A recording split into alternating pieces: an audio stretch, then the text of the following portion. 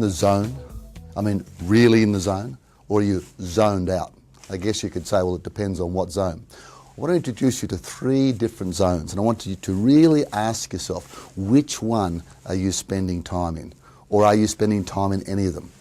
The first one is the comfort zone.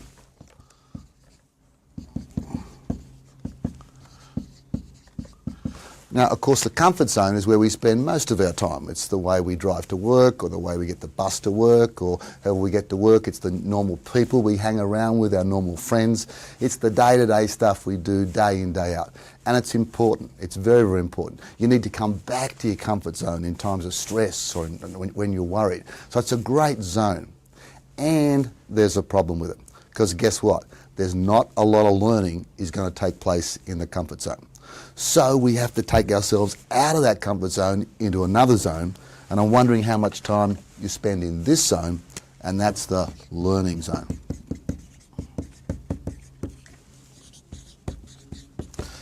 As a leader, if you want to build a learning organisation, how can you in all integrity build a learning organisation if you're not learning yourself, if you're not pushing the envelope, if you're not actually getting better at what you do, if you're not actually increasing your interpersonal skills and your technical skills, whether you're an engineer or in finance or HR, continually learning, seeking out people who'll help you learn, mentors, experiences, all sorts of things. But there's another zone. And in the words of Lou Reed, it's a zone we often don't go to. But I want to take you there now.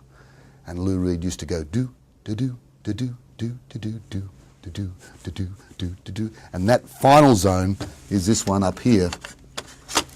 And it's called the wild zone. Maybe we should, the wild zone.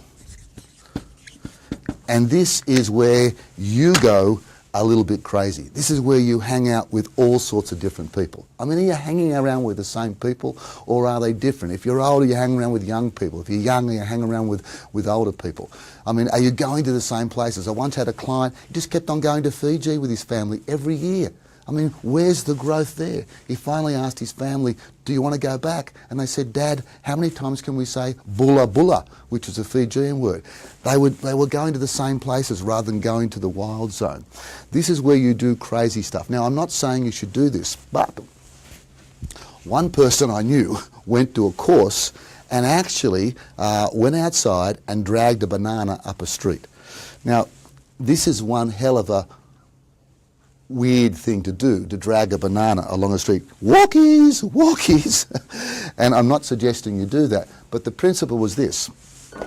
Because often what happens in the wild zone, we get embarrassed. In the wild zone, we fear failure. And that's the very thing that takes us out and helps us learn. So I'm encouraging you to actually take a trip on the wild side, to get into that wild zone. When's the last time you did something for the first time? Let me tell you, there's no learning in the comfort zone, and there's no comfort in the learning zone. And if you want to go beyond where you are now to the next level as a leader, take your business, take your family, take your community to the next level, then start to have a bit of a trip on the wild zone. Who would that be for you?